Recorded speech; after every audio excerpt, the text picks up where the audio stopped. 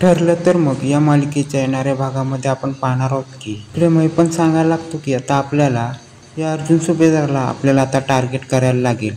तेव्हा नागराज बोलतो की त्यापेक्षा आपल्याला काय करायला पाहिजे, त्या प्रतिमाचा आपल्याला काटा काढायला पाहिजे. तेव्हा नागराज बोलतो की त्या अर्जुनपेक्षा ही प्रतिमाच आपल्याला डेंजर आहे, कारण की तिला सगळं आठवलं ना की ती आपलं भांडं फोडू शकते आणि कसं पण करून ती आपलं भांडं फोडण्यास टाइम लावणार नाही.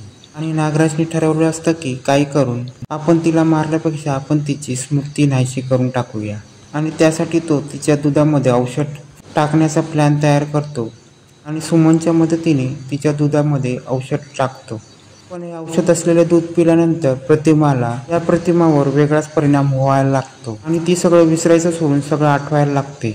आणि त्याच टायमाला ती जाऊन अल्बम पाहायला लागते आणि अल्बम पाहता पाहता तिला आठवतं की तन्वी लहानपणी गार्डनमध्ये पडली होती आणि तिच्या पाठीमागे एका दगडासारखी खून तयार झाली होती.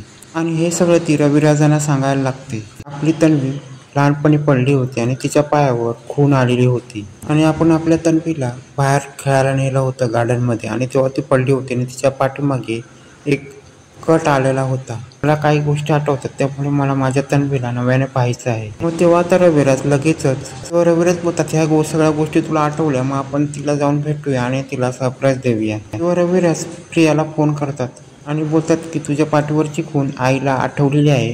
आणि तो फोन प्रियाला न करता कल्पनाला फोन करतात. तेव्हा प्रतापला वाटतं काय झालं असेल. तेव्हा प्रताप बोलतो प्रतिमाची तब्येत ठीक आहे ना. तेव्हा रविराज बोलतो प्रतिमाची तब्येत ठीक आहे, पण काहीतरी वेगळंच झालं, आम्ही तिकडे येतो. आणि रविराज बोलतात आम्ही तिकडे येतो आणि मोठी एक महत्त्वाची गोष्ट सांगायची आहे. तेव्हा कल्पना प्रतापला बोलते काय झालं. तेव्हा रविराज बोलतात काय प्रॉब्लेम नाही, पण त्या रविराजांना काहीतरी सांगायचं आहे म्हणून ते इकडे येत आहेत. आणि काय आहे सगळ्यात त्याच्यासाठी सगळेजण उत्सुक झालेले असेल, त्याच्यासाठी सगळेजण जमतात. नंतर रविराज घरी आल्यावर तन्वीला सांगायला लागतात की तू गार्डनमध्ये पडली होतीस आणि तुझ्या पाठीला टाके पडले होते. तेव्हा प्रतिमा बोलते हे सगळं मला आठवलं आणि तुझ्या पाठीची खून मला पाहायची आहे. तेव्हा प्रताप बोलते तुला हे सगळं आठवलं प्रतिमा. तेव्हा प्रतिमा बोलते हा मला हे सगळं आठवलंय. पण त्या टायमाला तिथे मधुभाऊ येतात आणि मधुभाऊ बोलतात प्रियाच्या पाठीमागे तर अशी खून नाही आहे. पण त्याच टायमाला प्रिया गडबडते आणि बोलते मधुभाऊ ना की तुम्हाला कसं माहीत. तेव्हा कल्पना बोलते की मधुभाऊ तुम्हाला कशी माहितीच्या पाठी खून नाही ती. तेव्हा मधुभाऊ बोलतात ही लहानपणी माझ्या इथे आली होती आणि ती 3-4-5 वर्षाची होती.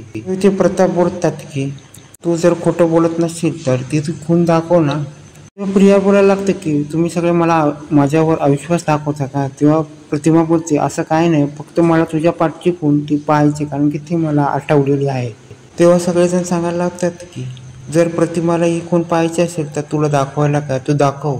प्रिया गडबडते आणि बोलते माझा काय प्रायव्हसी आहे की नाही, मी काय सगळ्यांना अशी खून दाखवत राहू. तेव्हा प्रताप बोलतो कल्पना आणि प्रतिमा तुम्ही दोघी जण जावा आणि तिच्या पाठीवरची खून बघून या. पाठीवरच्या जन्मखुणीच्या टायमाला मधुभाऊ मध्येच पायाच्या तुळशीपत्राचं काढतात आणि बोलतात मधुभाऊ पायाच्या तुळशीचं पत्र हे तर माझ्या सायलीच्या पायात खाली आहे. आणि मधुभाऊ बोलतात ह्या दोन्ही खूण आहेत त्या माझ्या सायलीच्या कडे आहेत. तेव्हा प्रताप बोलतात तुम्ही काय बोलतात, सायलीच्या पायावर तुळशीपत्र आहे. तेव्हा मधुभाऊ बोलतात ही खूण नाही तर बराच खूण तिच्या आहेत आणि ती पाठीवरची खूण पण तिच्या पाठीमागे आहे.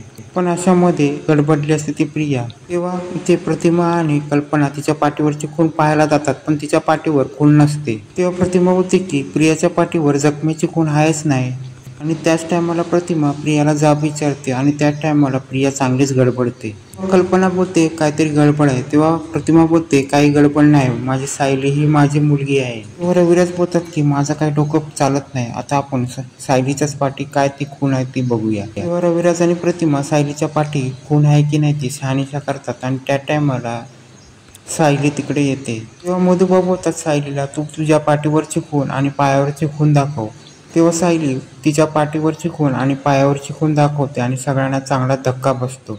आणि तिथेच मधुभाऊ जे पण खरं बोललेलं असतात त्याची शहानिशा झालेली असते. आणि आता इथे प्रियाचं चांगलाच भांडं फुटलेलं आहे आणि प्रतिमाने सगळ्याच गोष्टी क्लिअर केलेल्या होत्या. आणि त्याचा परिणाम म्हणजे प्रिया ही भामटी आणि सायली ही खरी तन्वी आहे. आता हे सगळं समजल्यानंतर किल्लेदार आणि सुभेदार कुटुंब प्रियाच्या बाबतीत काय ॲक्शन घेणार आहे पुढे पाहणे रंजकच होणार आहे.